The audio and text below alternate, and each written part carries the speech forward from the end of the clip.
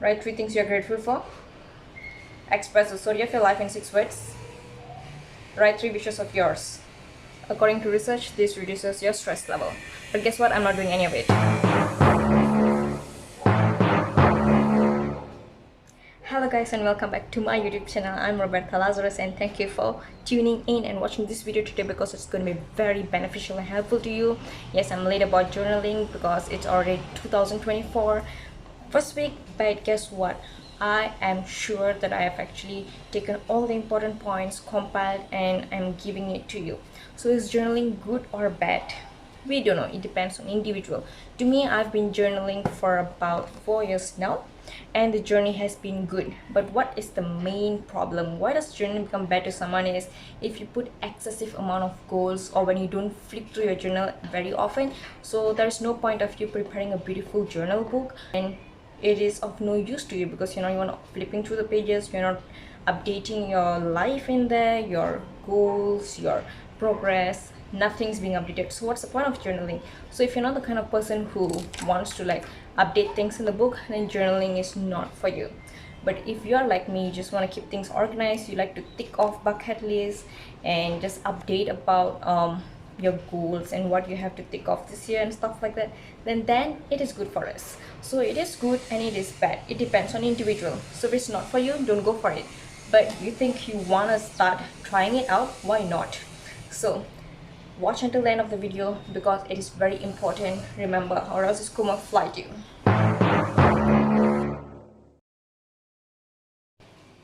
So let me read this out to you. Number 1, journaling helps reduce stress. Okay, so according to research, journaling can be a great pressure releasing valve when we feel overwhelmed or simply have a lot going on internally, says Amy Hoyt, PhD, founder of Mending Trauma. So it is good, okay, because it releases stress. Some research bears this out. So for example, in one study, trusted source, patients, families, healthcare practitioners from a children's hospital reported a reduction in stress level after completing this journal exercise. As I mentioned, that is to actually tell them 3 things you're grateful for, and then to write the story of your life in 6 words, and also to write 3 wishes you have. So in a follow-up study by the same research, right, 12 to 18 months later, 85% of the participants reported that the writing exercise was helpful. 59% continued using writing to cope with stress. So yes, different people deal with stress differently. Some they write it down because probably they don't have people to share with, that is fine. Some they like to share things out to friends, but be careful because some may be toxic friends. And some they might opt for eating, binge eating, some binge watch episodes of season, their favorite. So there are so many ways, but I personally don't have time for watching anything, or if it's a nice movie then I don't mind watching. But what I would like to do when I'm stressed is I listen to songs and I also write down, but I don't keep my bullet journaling as a diary itself. What I do is I normally trace my goals and progress, and I make sure it is achievable towards the year. Remember the SMART system, it should be achievable, measurable. Okay, so that's what goal setting is all about. And I'm not done yet, let's read the next thing. So journaling can actually help you figure out your next step. That is what goal is, right? Goal setting. So writing down your thoughts and feelings about a situation is the first step in understanding how best to proceed. Yes, I agree with that. Once you have calmed down a bit, you might find that your emotions are trying to tell you something. Maybe your anger is a sign that you need to get a stronger boundary with someone. You need to set that. Or your sadness is nudging you to reach out and strengthen your connections. So you can actually keep that as to progress your character, what you're supposed to change, your habit, what you have to set, what you have to change in your daily routine. So since I've planned to read 2 books in a month, what I do is every morning it has become a habit for me to read at least a few pages of the book. So at least I can, that's my goal, 2 books in a month. How do I put in the process to get towards the goal is to read every morning, just so I wouldn't laze when I'm back from campus. I'm like, oh, it's okay, I'll do it tomorrow. No, early in the morning. So that's why I wake up early in the morning. So the whole habit is, it follows up and it's set that way. So that is why I think bullet journaling is very useful for me, because I have written down what I want and what I'm doing towards achieving it, so I can track the changes, what I'm supposed to change that way. So number 3, journaling supports goal setting. Now I will give you guys some tips on how to make your journaling process fun. Okay, and along with that, I'm also going to show how I set the journal book for 2024. All I use is a simple book that I bought. I want to make sure it's a new book that is also thin enough. I don't want to buy a very thick book and half the page will gone, not being used at the end of the year, so it's a waste of papers and treats, right? So just one small tiny book is fine. So answering some questions, okay, what is the best time to journal? There is no best time to journal. If you want to start journaling on February, that is fine for you. So if you want to start journaling today, that is also good. It depends on when you have the fire to start journaling, or you have actually come up with all the information that you have decided to put in that book, and you want, okay, now I'm ready and I'm going to start writing down everything in the book. I'm going to update this page for my finances, the next page for my goal setting, the following page for my bucket list or to-do list and stuff like that. So whenever you are ready, you can start. Second question, how to make my journal look beautiful? Okay, so making your journal look beautiful is not important. What is important is making your journal look perfectly fine, that it will motivate you to open it every time. So that is why we tend to add colors, stickers and highlighters to make it look nice, because we are drawn towards colorful things. That is why early in the morning when I'm just sitting beside my sofa, I'll be reading my book and I'll be like, okay, this journal looks beautiful, the cover page itself looks beautiful, colorful. So as long as it is your kind of taste, some people, they are more of like the dark side, they like it black book and stuff. That is what attracts you, go for it. Some people, they like more of the anime style, so they want to have more cartoons in their book. That is fine, as long as you like opening and flipping through the pages. That is what you have to set your theme and the kind of books you are supposed to buy for your bullet journal. So answering the third question is digital journal better or the book form better? That is also up to you.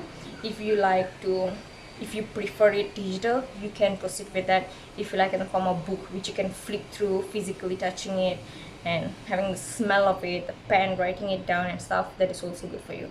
There is no research that shows which is better. It depends on individual itself. So if you're more of the person in the laptop and you think that is more productive and you can see things better, proceed with your laptop. Just like goal setting, now we have place setting in a different venue, so excuse me. Now answering the fourth question that's commonly found is, how do I make sure I access my journal every single day and I don't lose interest? Okay, it's very simple. What I do is that I make sure that I place my journal book in a place that I will certainly get a touch of it. Example, in the morning, what I always do is sit in a sofa in my study room, which is this room, and there is this table right beside the sofa, and that is exactly where I keep my book. I don't keep it in that bookshelf over there. I keep it right beside the sofa, which is over here. So let me show you my journal. So this is the kind of book I bought. It's purple in color and it says stay focused. I was actually interested in this stay focused because I kind of felt that last year, in fact end of last year, I was procrastinating a lot. Okay, so it's purple in color. My favorite color is purple and blue, so yeah. And then I kind of like decorated it with a crown kind of sticker. So actually you can just reuse so many things because that's what I normally do. So whatever that's left at home, I don't want to buy any new washi tape and all that, no.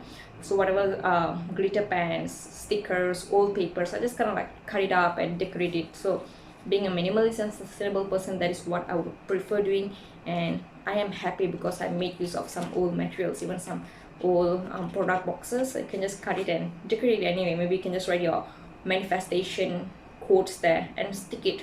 Beautiful, right? Oh, and another thing is, in the journal book, I readily keep my pen and my ruler, and I know where to open. So this is my January goal page with the expenses. So every morning when I'm sitting with my water, a cup of water, all I do is I straight take this journal and then I straight go to this page.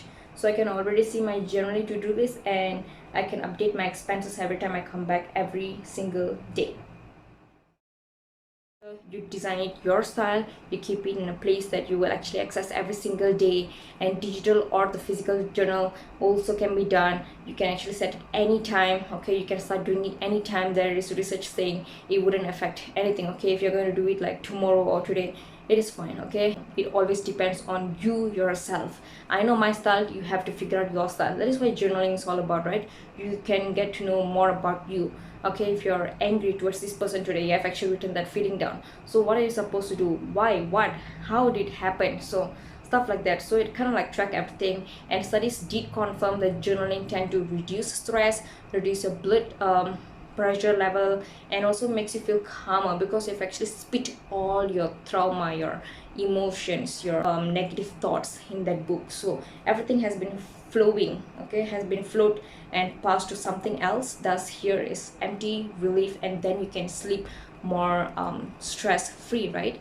So that is what journaling is all about.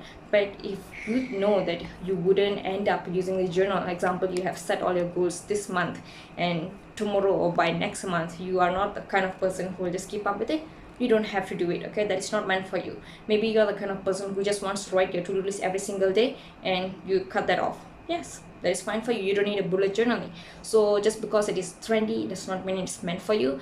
You have to know yourself better. Thank you so much for watching this video. I hope it is very helpful. Do like, comment and share my video, and subscribe to join this family, and I'll be posting more videos on so many different topics. So I would really like to get your opinions on what topic I should touch on next.